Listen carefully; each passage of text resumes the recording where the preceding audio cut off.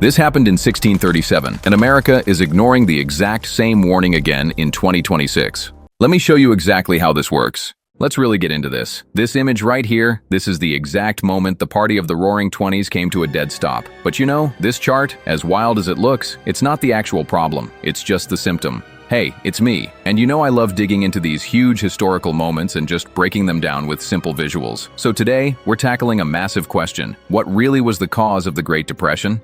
And I'm telling you, it's not just, oh, the stock market crashed. No. The real reasons are so much deeper, a little darker, and honestly, kind of similar to some of the warning signs we're seeing today.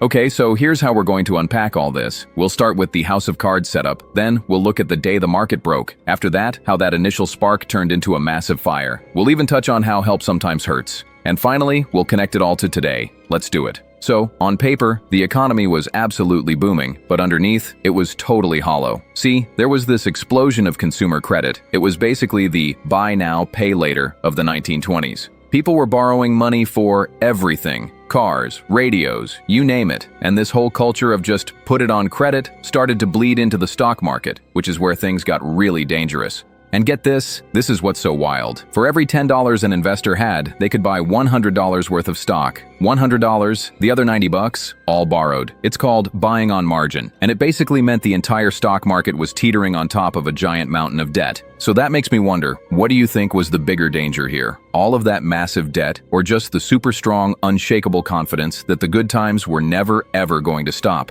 And you can see it right here. This is the tipping point. What happened was a few big, smart investors, they started quietly cashing out at the very top. Well, the smaller investors saw this, and they started to panic.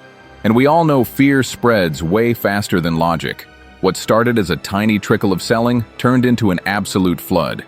It all went down in 3 absolutely brutal days. It started on October 24th, Black Thursday. That first big drop sent panic through the streets. Then came Black Monday. The selling turned into an avalanche, just completely out of control. And then Black Tuesday, the day the whole thing just imploded. You had crowds of people on the street just watching their life savings disappear into thin air. Bankers were literally begging people to stay calm, but it was useless.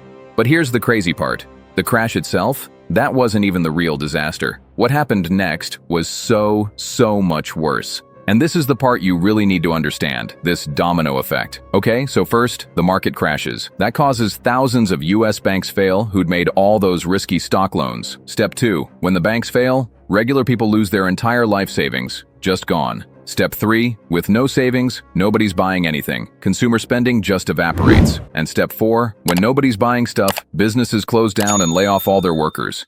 It was this horrible downward spiral. And the human cost of all this, it's hard to even wrap your head around it. At the worst point, unemployment hit 25%. Think about that. 1 out of every 4 people who wanted a job couldn't find one. No income, and for most, no savings left either. So you'd think this is when the government would step in and be the hero, right? Well, not exactly. When you look back, most historians agree that some of the big decisions made at the time didn't stop the collapse. They actually made it worse? A lot worse. There were 3 really big blunders.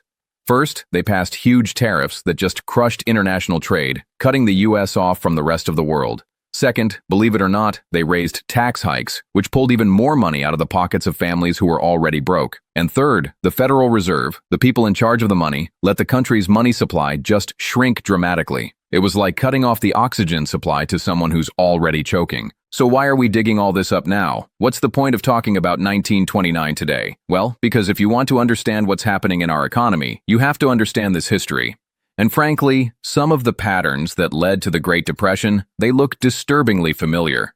You know that old saying, history doesn't repeat itself, but it often rhymes. Well, right now, the rhymes from the 1920s are getting pretty loud. I mean, just think about it. Really high levels of consumer debt? Check. Speculative bubbles in all sorts of assets? Check. A banking system that might be more fragile than we think? Check. And what about that constant feeling that wages just aren't keeping up with prices? Yeah, check. These aren't just things from a history book. They are the exact same cracks in the foundation that showed up almost 100 years ago. It just goes to show you, technology changes, but that human mix of greed and fear, that pretty much stays the same. Look, the only way we avoid making the same mistakes is by actually understanding what happened back then. So, if you want more simple breakdowns like this one, so you can see past the crazy headlines, definitely hit that subscribe button. Because really, if you want to understand today, you've got to understand yesterday. And hey, before you click away, one last question for you. Do you honestly think a modern Great Depression could happen all over again? Let me know what you think in the comments. I read every single one.